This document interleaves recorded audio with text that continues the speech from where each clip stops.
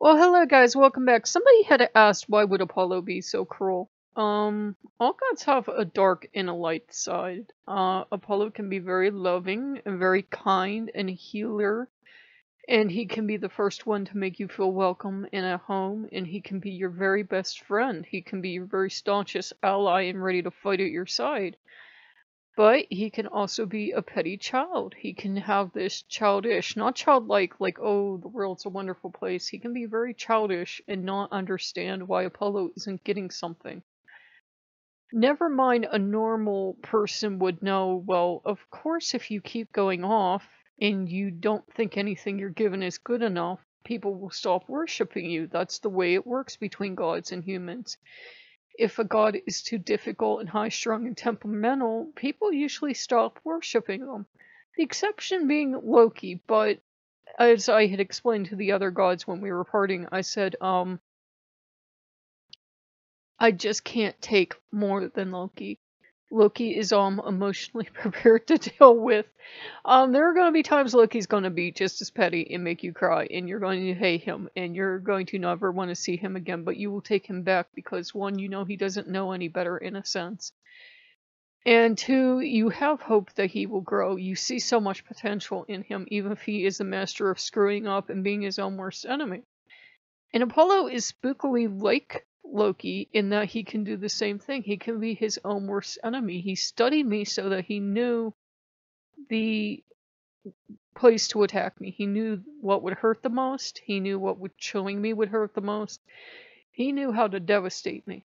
And he did it to be petty. And then, after he showed me that thing with Odin, he showed me himself. He was being petty. And he was being childish. And he was throwing it in my face and throwing a temper tantrum. And surely that would show me that Apollo loved me and that Apollo can't understand why Apollo isn't receiving worship at this very moment in time. He can be a challenge to work with.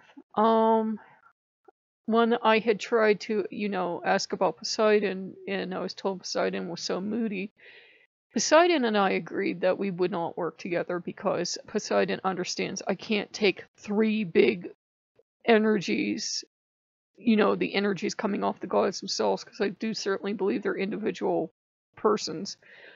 But I can't take Loki's energy and Apollo's energy of being, Apollo, and Poseidon's energy. And I said to them, you're too topsy-turvy. I need consistency. I need day-by-day consistency, and I could not get that with the Greek gods. So they were disappointed. But they understood. Most withdrew peacefully. Hephaestus was always very kind with me, and this time was no exception. Same thing with Athena, same thing with Aphrodite. Nobody was really difficult to get along with except for Poseidon, and Poseidon apologized. Poseidon really is moody and turbulent, and he has a lot on his plate right now, so it's understandable. And we agreed we could not work together even though he'd like to, and Poseidon doesn't always understand no either. Greek gods seem to have a problem understanding this basic word. And with Apollo just doesn't understand. Apollo will then follow you around and kind of creepily stalk you and be like, but I love you. And I was trying to sit down with him tonight. I said, the only reason you love me is because you can't have me. If I said I would work with you, you would be disinterested. If 5 minutes from now, if that, you would find something better to do. I said, it's just your nature. You can't help it. I love you and grateful for all the help you did give me when you were in a more generous mood. But I said, I can't have two gods that, have this level of pettiness in them. And he was really upset. Loki, when Loki gets upset, you think Ragnarok is starting. He's that upset. He's devastated and his world is over. And it was the same thing with Apollo. And Dionysus showed up and, it was like, I got the sense of you could feel Dionysus, and it was like you can either have mercy on him and understand that, yes, he's like this, or, you can reject him, but even if you do reject him, he's probably not going to understand the concept of no. He's very childlike like that. And I said, he's the older brother And you being the lord of the theater, you should be the one that has a problem. And Dionysus has been the stable rock in the family, which is bad. When Dionysus is the stable guy in the family, that's bad, but that's been the case. And Apollo just did not want to go. Apollo was like, as the person said in their response, Apollo was just being very clingy and did not want to go. And Apollo loves me, and Apollo's sorry, and Apollo loves me, and I kept telling him, I said, we can't work together. I love you, but we can't work together.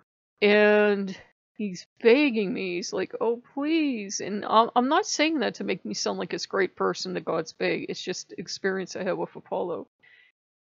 He's like, please, what can I do? How can I make it up? I said, you give me a sign that it's you. And I thought about this for a minute. I said, a positive sign. I don't want anything to go wrong in my life. I said, but if you can give me the sign it's you, you can stay. I said, but I'm not one of your Greek people. Insulted Greek viewers. I said, I'm not going to bow and scrape before you. I'm going to treat you like I treat my Norse gods, and our Norse gods treat us as not entirely equal, but they're not going to make us bow and scrape and ooh. And he's okay. And I said, well, also if you do this again, you pull this again, you're out. I don't care how great a theatrical performance you put on afterwards. You are entirely out. I'm done with you. And he agreed. And for Apollo, that was surprisingly as petty and as hurtful and juvenile as what he did was. That was surprisingly good reaction out of Apollo, to be perfectly honest, because in the stories he's done far worse. He's killed the children of, queens in stories. Now, those are just stories, so I say take them with a huge grain of salt. But, it's, from what I've gotten, the idea of Apollo, a lot of people won't work with Apollo because he can't have that vicious side to his nature where one day he's healing you and he loves you and you're the stars and the moon combined and he will love you forever, and then the next day he's decided he hates you and you did something wrong and you didn't do anything at all. You didn't do anything at all to anger him. I think with me doing everything to close formally, like I took down their playlist, I took down their Pinterest and everything, because I didn't want to be cruel and leave stuff up and give them false hope. I thought that would be very cruel, and I explained to them why I was doing it. The others are all adults, and they just kind of reacted with a shrug. Zeus didn't have anything to say. Zeus doesn't need to be with me, neither does Hera. Apollo's the one that took it as, how could I? And Apollo still doesn't seem to understand. Apollo has to actually show up and communicate with me before I can worship him. I won't just go to an altar and start talking to a statue. I would feel rather silly. I don't like the gods come to me, but the only reason I say good morning to Loki's because Loki's usually going nya nya nya nya nya. And I see his statue as I come down the stairs, so I'm like, good morning. And then I want to be left alone for a while and just drink my coffee, maybe vaguely say good morning to the boys because their statues are over here. I did when I worked with the Greek gods.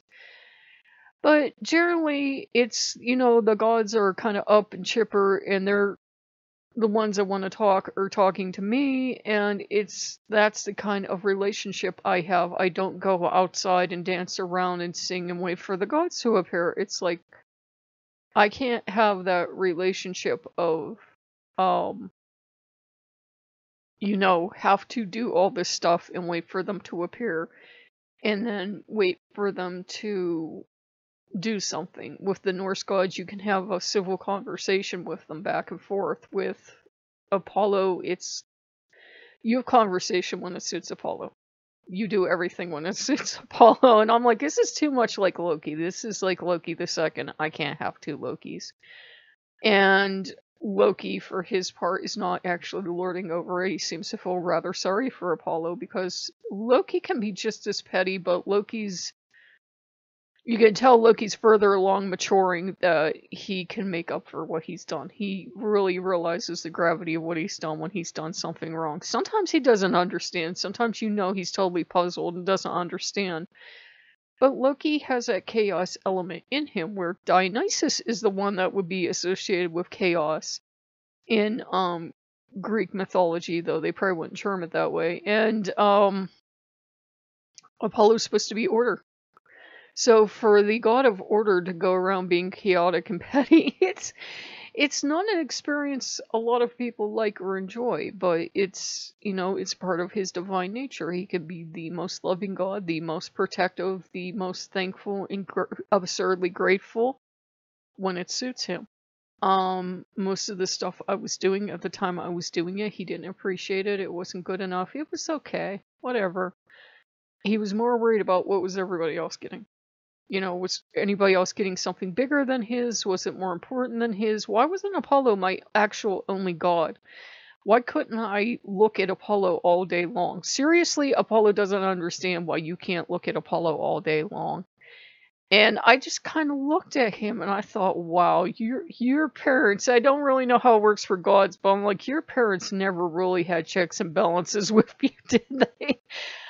He's a god in the Greek classical sense of why can't you look at me and worship me all day? Like, he expects me to have like a staff here to do only things for Apollo, and I'm, wow. Really? No, that's not how it works. Unless you bless me with a lottery win and all this other stuff, I have to try to run a channel. I have to do this other stuff. I don't just have all day for Apollo. And I love my other gods. I'm not going to just abandon them all. Apollo's trying to understand, kind of. But it's part of his sacred nature. And a person said we do tend to sugarcoat a lot of articles, and that's why I can't stand either articles sugarcoat our gods, or they only give you the bad stuff. They're either, oh, these gods are all monsters, or these gods are all great, or they're usually somewhere in between, and it's just how they react to you personally. If Apollo's going to be hanging around and trying to get back in, I know Poseidon's ambitious, which I admire, and tenacious, and he will be trying to weasel back in, and Dionysus is kind of here to just keep everything calm and not explode. He's like kind of dropped any idea of a patron role, and he's like, I'm just here to make sure stuff is running in the general direction it needs to run, and that Poseidon's not doing things and Apollo's not doing things. It's very odd to see Dionysus in the role of balance and peacekeeper, but he's kind of having to do that. Life is strange. So, I don't know what will happen, because after I calmed down, after the person asked the comments and I answered them, and after I talked with all the gods, I was like, well, I do believe in forgiveness. It's not a Christian concept. I believe that even the very worst gods or people have potential. Whether or not we choose to use it, it's something else. I believe that the gods that are very petty the way they are can progress, but I believe it's going to have to be very painful. I told Apollo, I said, I'm forgiving you, and I'm giving you another chance, but I said there's going to come a day, if it hasn't already, where you're going to sorely regret just bouncing off because, you messed something up. I said that day's coming for you. It's no psychic ability from Apollo. It's like I can just tell by his nature. As soon as I forgave him, he totally discounted everything he'd done. He was like, it didn't even matter. He got forgiven. He got what he wanted. And I'm like, you're really headed for heartache. It's not going to probably be for me. He's really going to get his heart broken one of these days. And he's really going to be devastated. Not even his father's going to be able to fix it. So I hope you guys like what you see, but it's important to worship our gods with our eyes wide open. We all know Loki has flaws. We know he has a diva temperament. We know he can be very petty and terrible, and he can say the most horrible things to you and make you feel like your soul's rotting. And we forgive him because he's Loki, and because we love him, and because he's a rat bastard, but usually 99.9% of Loki being a rat bastard is actually pushing us to grow past some kind of trauma. Every so often he's a petty bastard for the fun of it, but usually not. And